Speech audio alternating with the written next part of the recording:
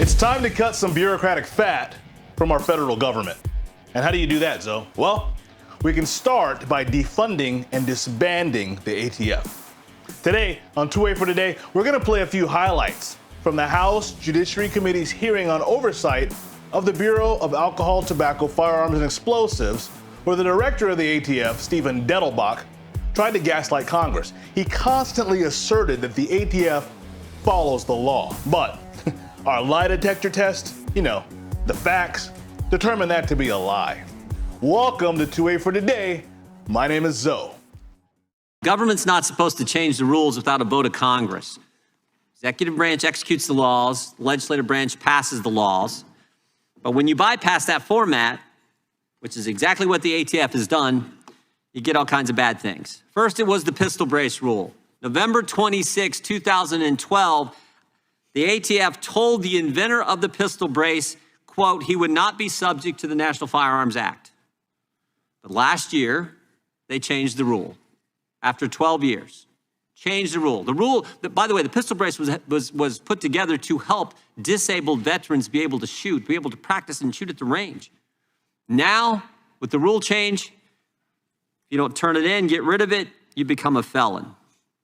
Then it was a policy change that the ATF enacted. The ATF now says if a federal firearms licensee makes a mistake on a form, even if it's a clerical mistake, well, that now equals a, quote, willful falsifying of records, and they could lose their license. In fact, 157 FFLs lost their license last year in this gotcha game that the ATF is playing with people who are in the business of selling firearms.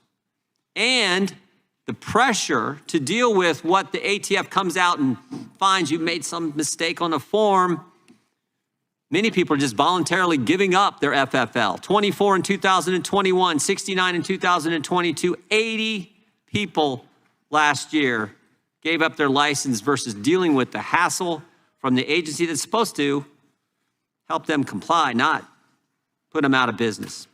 And finally, there's the new definition of who actually needs a federal firearms license. Since 1968, the definition said it had to be your principal livelihood in the business of selling firearms. You needed that. If you were doing that, you needed an FFL. But this past Monday, new definition was put in place. It said if you're earning a profit, ATF can't really define what that means. You sell one gun to your cousin, made $10, made $50 on the sale of a gun, 2 guns to someone, 10 guns. In fact, they couldn't even tell the court how it works, this new definition. When you make up the rules as you go, bad things happen. You lose your livelihood for a clerical error.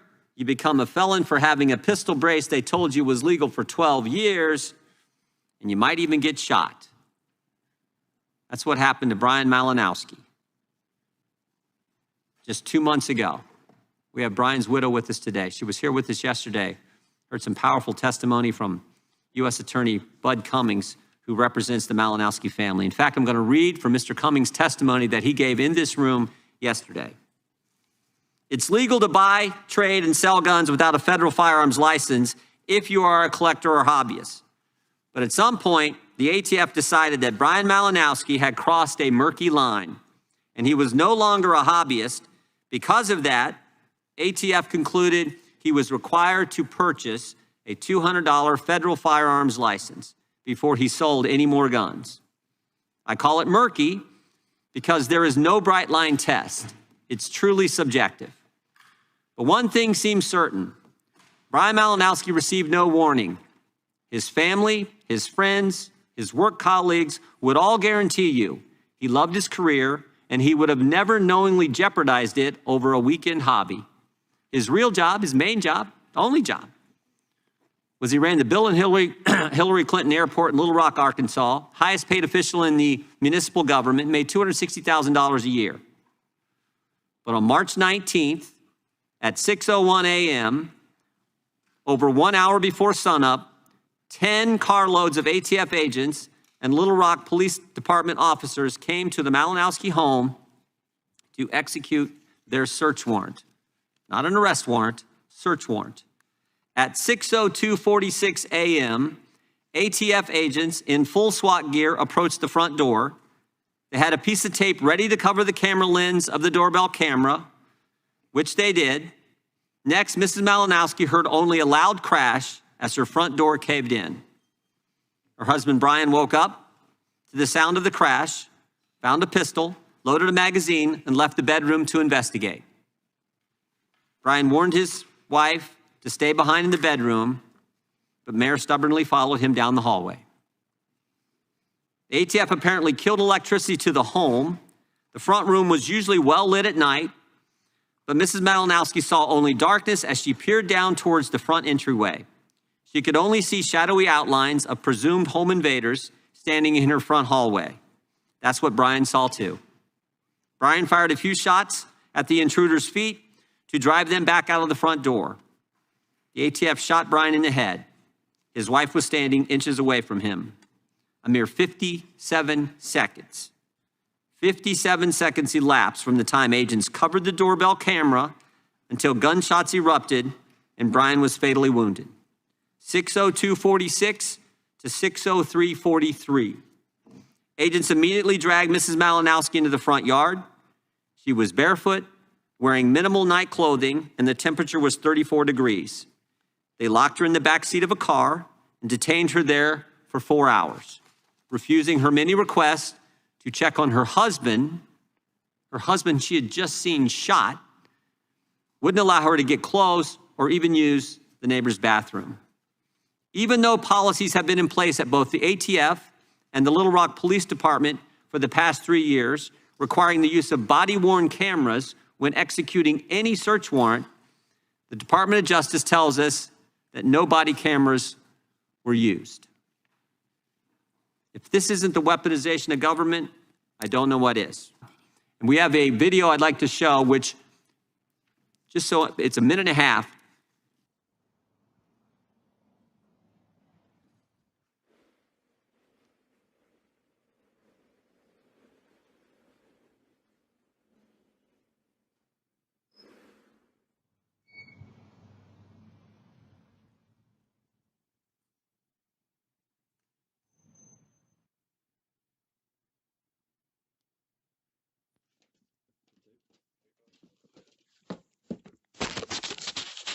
I tell you what it appears to me is what I've seen from the federal government, whether it's ATF or the FBI, doing search warrants or arrest warrants on J6ers, going in there with flashbangs, with the big Bearcats. I had a Bearcat, I know what it is.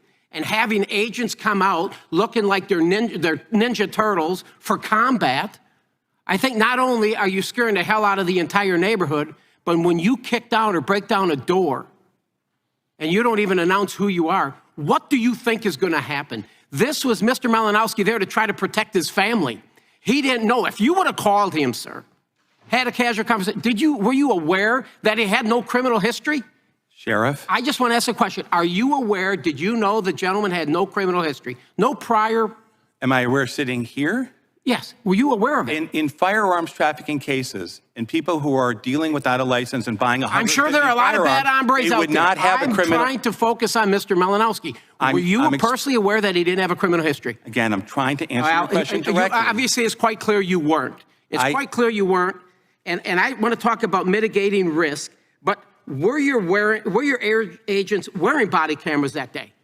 Again, I've tried to say this. I'd like a chance to answer this. The entire field division that covers Arkansas had not yet been phased in. You have a budget. Try to convince the American people you don't have the do-re-mi to put body cameras on your agents that are conducting 11,000 warrants. These are dangerous. You've got 11,000 of them out there, and you had a budget last year of $1.672 billion with a B. And you're telling me, I'm sorry, folks, I can't provide this transparency to the American people. I can't because I don't have the budget to do so.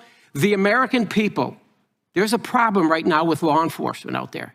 And I have the picture and the image of every law enforcement officer that's been killed in the past 3.5 years. And there's way too many. There's way too many on my wall.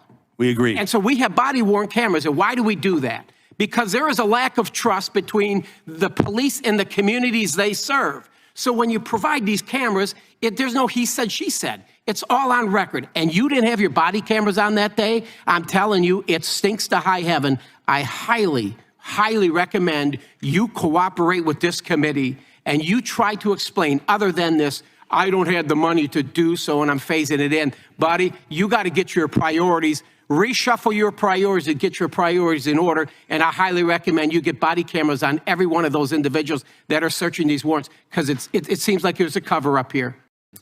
A December 2021 ATF memo alerted the American people that the ATF was maintaining a digital, searchable, centralized registry of guns and gun owners in violation of various federal prohibitions and contrary to what you testified to under oath today. In response, Representative Michael Cloud and 52 House members sent the ATF a letter dated November 22nd, 2021.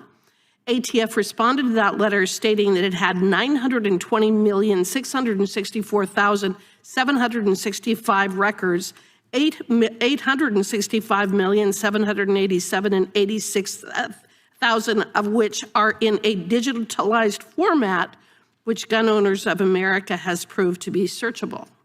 This was discovered shortly after ATF was revealed to have processed over 54 million records in a single year. What is the latest record count for ATF's illegal digital searchable national gun registry? Zero. We obey the law.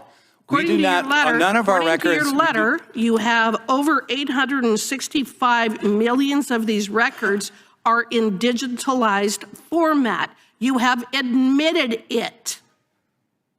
Respectfully, I think ATF is the only customer of Adobe Acrobat that pays money to remove search function. Before the Commerce, Justice, Science Subcommittee and the Appropriations Committee in April of last year, you testified that ATF pays Adobe Acrobat Extra to have certain search functionality eliminated. That's not correct. Well, is ATF's digital database of gun owner records capable of being opened by normal Adobe Acrobat and searched by name? Again, we pay. It's a yes or no question. Is it? We pay to have search function eliminated. We don't pay Adobe Acrobat, I believe. We pay somebody else. But if ATF asked, could Adobe Acrobat re-enable name search functionality on ATF's illegal gun registry? It is not an illegal registry. We do not search by. We do not search in the method that you're suggesting, and we cannot. And these are records that we pay a public safety cost, which Congress to balance for this decision. If ATF asked, could Adobe Acrobat re-enable name search functionality on ATF's illegal gun registry? I'm not an expert in Adobe Acrobat coding. I do know that we do not keep a gun registry. I also know that you have admitted that you have over 920 million records, over 865 million of which are in digitalized format, correct? The question, if your answer is, are they somehow scanned in so that we literally don't have to have 950 million pieces of paper, that is a lot different from what you're implying with respect to having a gun registry. It is also true, Congressman, that we don't have any records of firearms purchases for people who are still in business, which is the vast majority of currently sold firearms. We have zero. You also testified before that subcommittee that ATF's digital database of gun and gun owners is not capable of being searched by personal identifier. Can ATF's gun registry be searched by make, model, and serial number, enough searchability to create a list of, say, all AR-15 owners?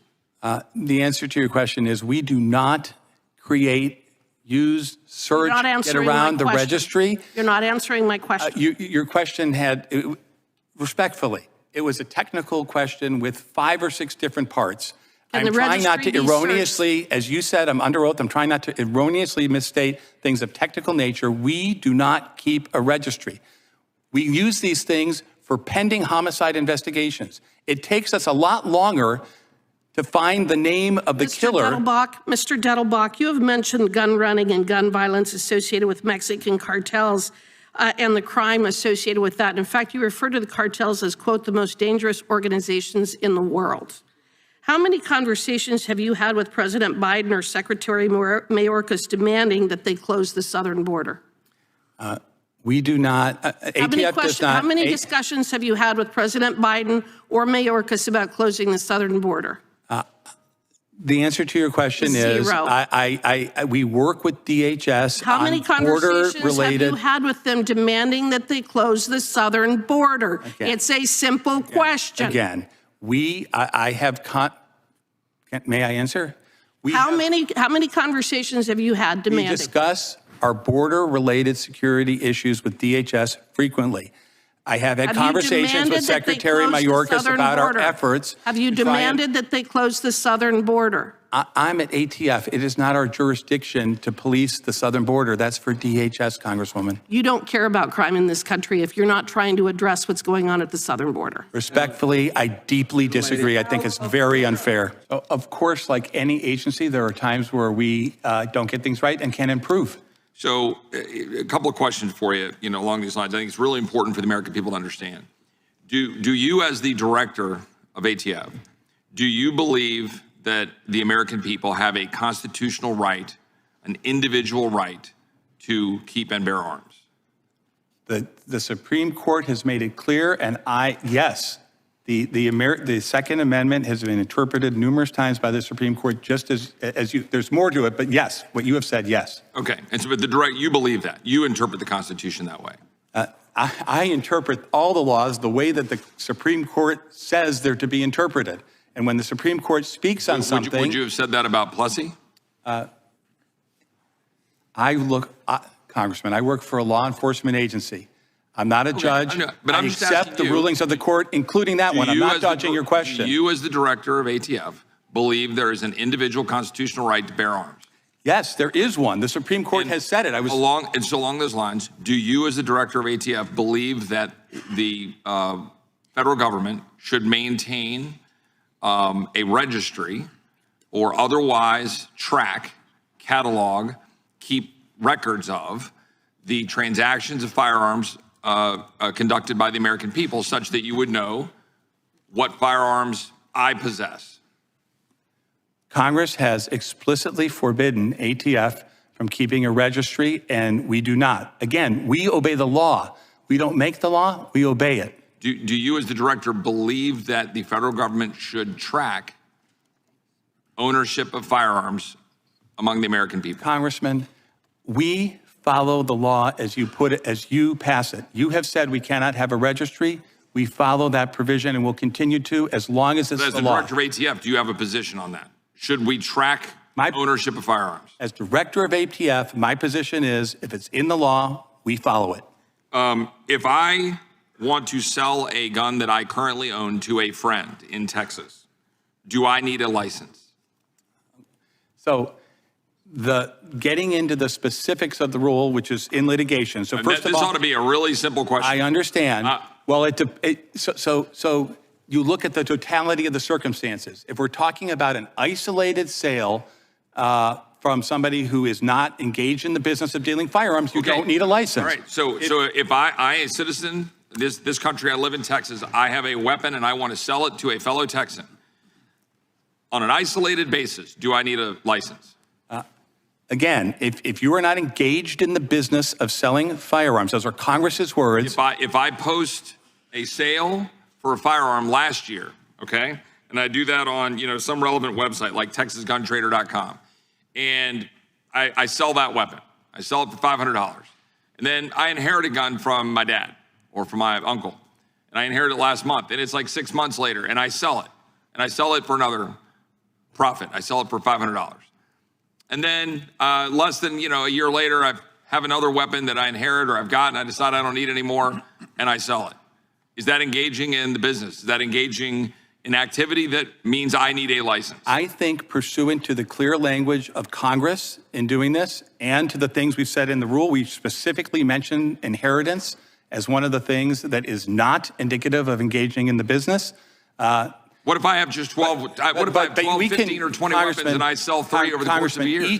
I'm sorry. I'm sorry, I didn't mean to interrupt. No, I'm just saying, if I have about 50, let's assume I had 15 or 20 weapons and I wanted to sell 3 over the course of a year. I think I'd like to make money on my them. reaction to what you're saying is that you look at it's very clear that you look at the totality of the circumstances. We can go through an endless series of hypotheticals.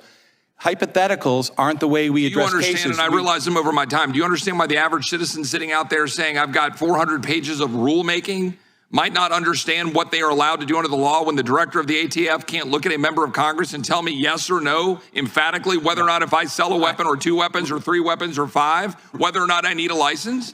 Do you think that's the way the law ought to be, or the rules? Respectfully, I believe that the rule that we have promulgated provides way more information and clarity than 400 pages? Than just the 1 or 2 sentences that Congress provided. And we were seeing And you massive can't even answer it. How can the average American know it? Yeah, too many regulations, too much confusion, too many experts who really have an underlying agenda, but they're not even willing to be honest with us about their agenda.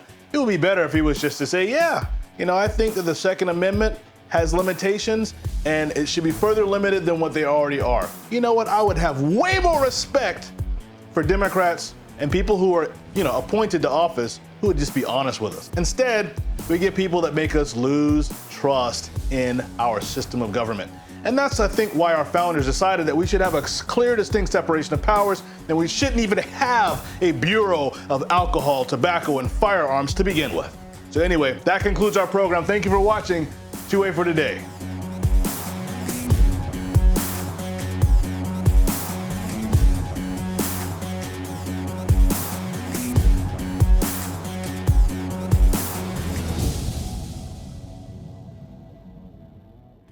They say I'm part of a global plan. I don't think so. It's too hot, it's too cold. You know what? The weather changes. Here's the news, Dad. Nope. It's hard to tell what's real and what's fake these days. Ditch the fake news and always get the truth. Go to thenewamerican.com.